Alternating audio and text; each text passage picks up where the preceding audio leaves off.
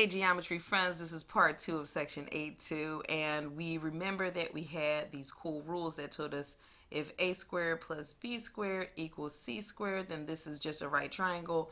If a squared plus b squared is greater than c squared, then we have an acute triangle, and if a squared plus b squared is less than c squared, then we have an obtuse triangle. So with that in mind, we're going to try to attempt to do these problems. So it says, first of all, determine whether each set of numbers can be the measure of the sides of a triangle. So you guys remember the triangle inequality theorem that says you just can't go outside and get 3 sticks and expect to make a triangle. Imagine a stick 1 inch long, and then a stick 5 feet long, and then a stick 10 feet long. You're not going to make a triangle out of that, right?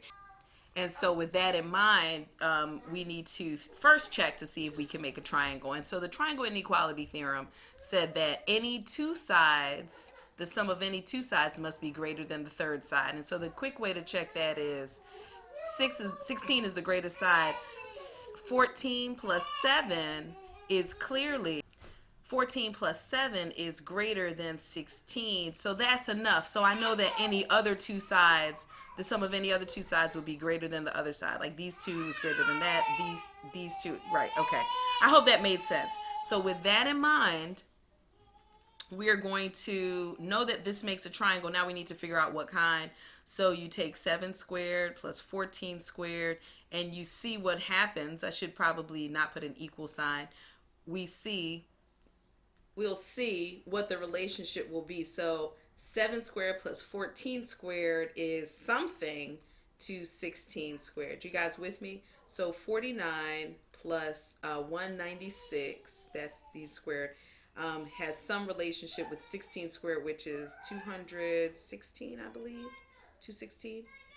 No, 256. That's better. And so 49 plus 196, is that greater than 256? Hopefully you can see that it is not. 256 is clearly greater, right? If we add this up, we're going to get something underneath 250. So this has to be greater. And we remember that when that's the situation, we know that this is going to be an obtuse triangle. And we'll do a similar thing over here where we recognize that if I add up the two smallest sides, it's greater than the larger side. Therefore, I know this can make a triangle.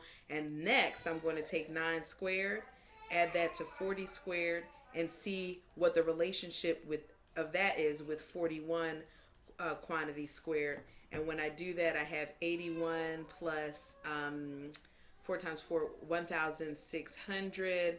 And then when I square 41, I get 1,681.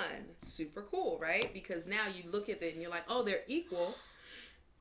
Excuse me. And since they're equivalent, it points to the fact that, oh, this thing must be a right triangle.